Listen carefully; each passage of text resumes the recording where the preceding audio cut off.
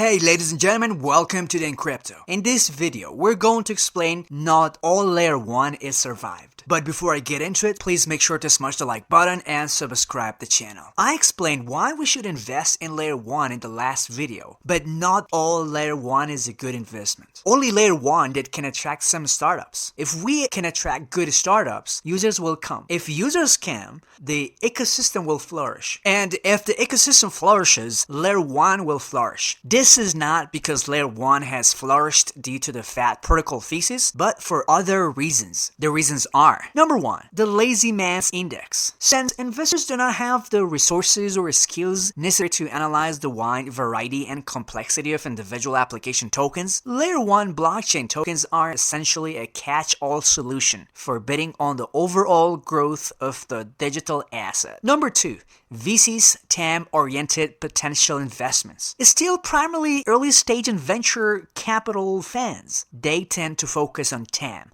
total addressable market, rather than financial valuation, and seek could be, rather than what currently is. Number 3, marketing with large amount of fans due to the reasons 1 and 2. Because they raise the largest amount of money from investors, they have the most money to spend on marketing, and these marketing efforts can bring in investors who know little about the field. Number 4, ecosystem development funds and incentive programs with treasuries using large investments. In addition to marketing expenditures, layer 1 blockchain companies use large amount of treasuries to create ecosystem development funds and incentive programs. These expectation is high that these funds will be used to facilitate the growth of the protocol. To give specific examples, FTM $314 million, AVAX $180 million, CLO $100 million, ONE $300 million, ALGO $330 million,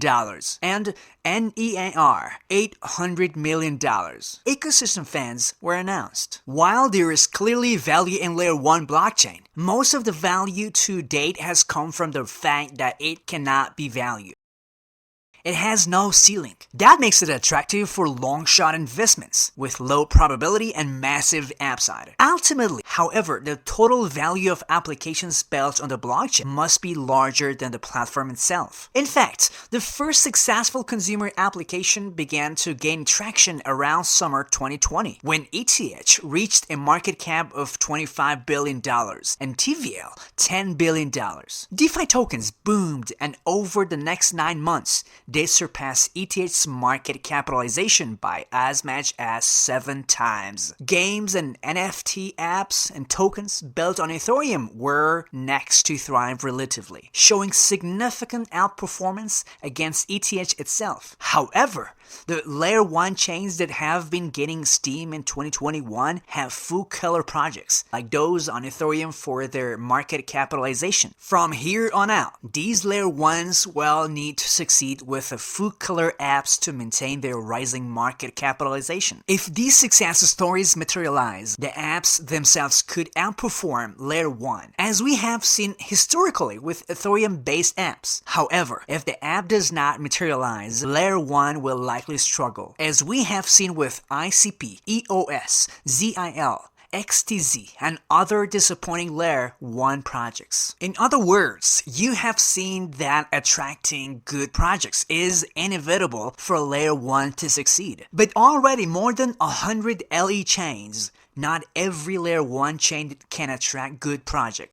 I believe that the chain is limited to the following 3 types of projects. First, the Ethereum ecosystem, which already has the highest level of users and projects. 2, Near, Avalanche, Solana, which can offer huge grant and ecosystem fans. 3, layer 1 chains that can offer strengths that Ethereum does not have will survive. The Ethereum ecosystem already has the highest level of users and projects. It is no exaggeration to say that 2022 is the year of layer 2. With airdrops of Optimism, Hop Protocol, and other major layer 2 solutions such as ZK Sync and Arbitrum, also hinting at airdrops. And in the long run, it will steadily become a mainstream crypto asset. The question to consider here is, if Layer 2 solution is created, is there a need for other Layer 1 chains? For those of you who are not yet familiar with Layer 2, let me first explain what Layer 2 is. Layer 2 is intended to solve the scalability problem of Ethereum, which is the problem of high gas costs due to insufficient processing speed. Layer 2 was created to solve this problem of high processing speed and gas prices. Most of the current Layer 1 chains, other than ETH, were created to solve the scalability problem of the ETH. Of course, there are many GameFi-specific, DeFi-specific, and Metaverse-specific, and etc. chains, but in the end, once Ethereum's scalability problem is solved, startups will be more inclined to move their projects there. If a startup chooses Layer 2, non-Ethereum Layer 1 chains become worthless. This is easy to understand if you imagine that Amazon has no stores or Apple stores, has no apps. So why move the projects to Layer 2? The reason is the quality of existing users and projects. Currently, Ethereum has more developers, projects, validators, and users than any other chain. ETH has 64.4% of the total number of users in TVL, for example. Currently, ETH has the problem of high gas costs due to the scalability issues, but it still accounts for more than half of TVL. If Layer 2 solves the scalability problem, projects that were forced to launch on the other chains will come back to the ETH plus Layer 2 ecosystem. Does this mean that anything other than Ethereum plus Layer 2 will become worthless? I think the answer is no. I think there are two ways for Layer 1 to survive other than Ethereum plus Layer 2. One is to strengthen support with the startups and grant an ecosystem funds. The second is to have strengths that cannot be replaced by Ethereum. The first is already a tough area for emerging chains. FTM has $314 million. AVX has $180 million.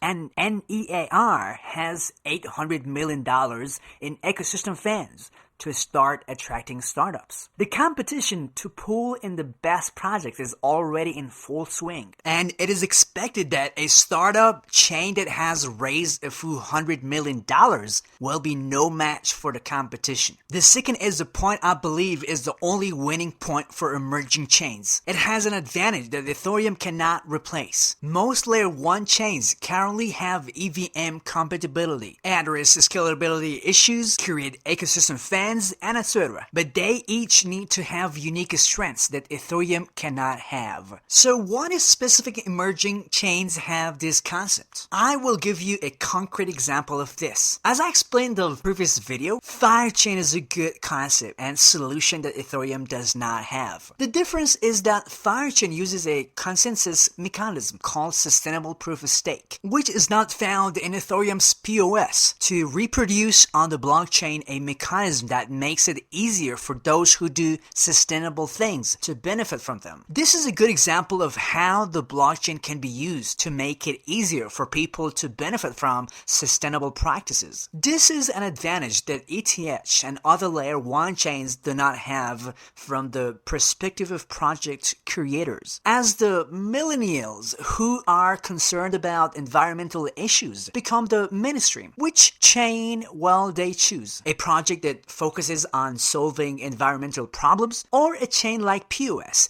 that creates a structure where the rich get richer? Also, social business investments, called impact investments, are 7 times larger than all VC investments. This amounts to an investment of $2.3 trillion. The only existing chain selected for this investment is Firechain. This means that the investment will go to the grant and ecosystem funds for startup incubation. So you can say that the future Layer 1 chains will need to add value that Ethereum can't have in order to survive. I hope you found this interesting, and as always, if you enjoyed this video, smash the like button and subscribe to my channel. Thanks for watching.